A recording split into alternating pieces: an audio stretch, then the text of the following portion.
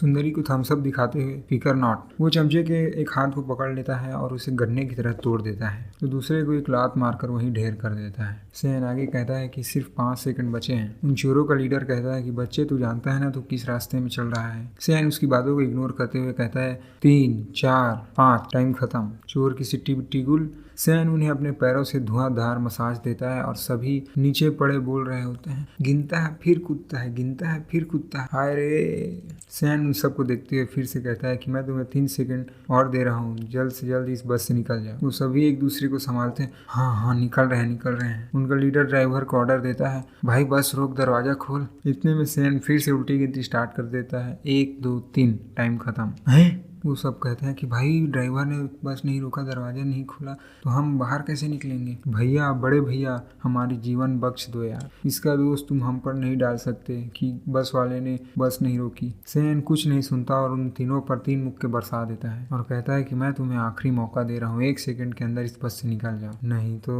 उनको लीडर कहता है कि भैया जी आपको ये कहने की जरूरत नहीं, हम निकल रहे हैं। अरे खिड़की खोलो रे मैया रे, भागो रे। बस के पीछे गुंडों की जीप होती है। वो देखते हैं कि बस से कुछ लोग बाहर कूद रहे हैं। वो फटाक से जीप रोकते हैं और देखते हैं, उनमें से जीप का ड्राइवर कहता है कि मैंने इन्हें बस से बाहर गिरते हुए देखा। उनका बॉस ली कहता है कि लगता है बस के अंदर जरूर कुछ हुआ है, जो भी हो बस का पीछा करते रहो। सैन उस चोरी हुए पर्स को उठाता है, तभी जो महिला होती है जिसका पर्स होता है वो उसके पास आती है और कहते हैं कि बच्चे थैंक यू, लाओ मुझे लौटा दो, ये मेरा पर्स है जो उन गुंडों ने चुरा लिया था। सैन मुस्कुराते हुए कहता है कि तुम्हारा ये कौन साबित करेगा कि ये पर्स तुम्हारा है। तुमने अभी कहा था कि तुमने अपना पर्स नहीं खोया है। तुमने ये भी कह दिया था इस बेचारी को कि अपनी मुसीबत मेरे पास मत लेके आओ। महिला के तीखे तेवर आग उगलने लगते हैं और महिला कहती है कि बच्चे तुम नहीं जानते क्या सही और क्या गलत है। कुछ गुंडों को पीट कर भगा दिया तो तुम अपने आप को महान समझते हो। मेरा पर्स वापस करो, नहीं तो मैं पुलिस को फोन लगाकर तुम्हें पकड़वा दूंगी। फिर बीच में सुंदरी बोल पड़ती है कि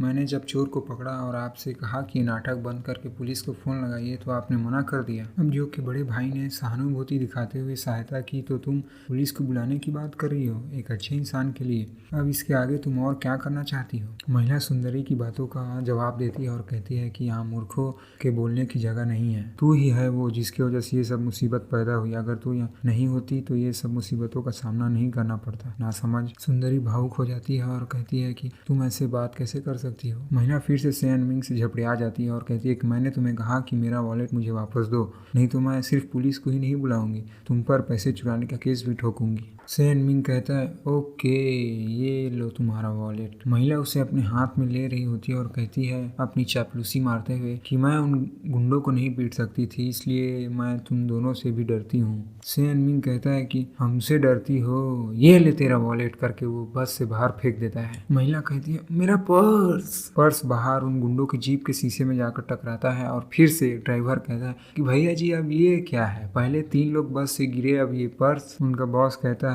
अरे वाह ये तो अच्छी चीज है। वो जीप रोककर पर्स को उठाने लगते हैं। इधर बस के अंदर महिला की चापलूसी खत्म और उसके तीखे तेवर फिर से शुरू हो जाते हैं और वो सैन मिंग को थूक चटकाते हुए कहती है कि मेरा पर्स मुझे वापस दो।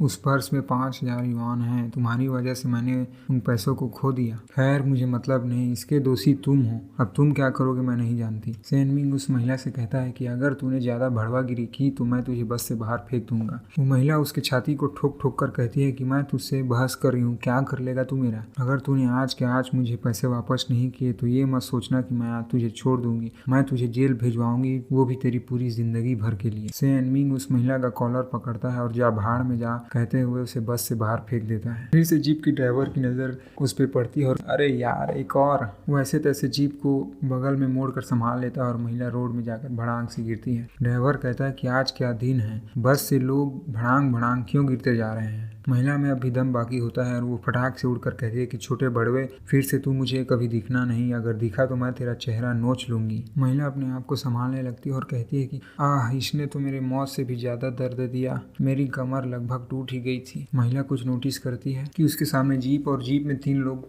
बैठे हुए होते हैं। महिला अपने पर्स को नोटिस करती है और कहती है ए बच्चों जल्दी से वो पर्स इस दीदी को वापस करो, वो पर्स मेरा है। उनका बॉस ली गुस्सा हो जाता है और कहता है बच्चे दीदी अरे तू है कौन भड़वी? महिला कहती है कि ये मैटर नहीं करता कि मैं कौन हूँ, जरूरी ये है कि वो पर्स मेरा है, लाओ मुझे वापस करो। जीप के ड्राइवर के बगल का लड़का कहता है कि जा भग भड़वी यहाँ से, ये वॉलेट तेरी तरह आसमान से गिरा है। जीप का ड्राइवर भी कहता है कि जो मुझे मिला वो मेरा है, अगली बार तू ज्यादा संभल कर रहना, जैसे मैं सिगरेट का धुआं फूंक देता हूँ वैसे तुझे भी फूंक दूंगा। वो महिला उन दोनों लड़कों की बातों को नजरअंदाज कर उनके बॉस ली को बोलती है कि बच्चे क्या हुआ, तू हिल डुल नहीं सकता क्या? मेरा पर्स मुझे जल्दी वापस कर। उनका बॉस ली उस महिला को एक झपाड़ लगाता है और कहता है जा भाड़ में जा। उनका बॉस ली अपने छोरों को ऑर्डर देता है कि मेरी जगह आकर मुझे ही चमकाती है, जाओ रे खातिरदारी करो इसकी। और फिर वहाँ का मंजर भयानक होता है। आज एक ही एपिसोड मिल पाएगा यारों, माफ करना।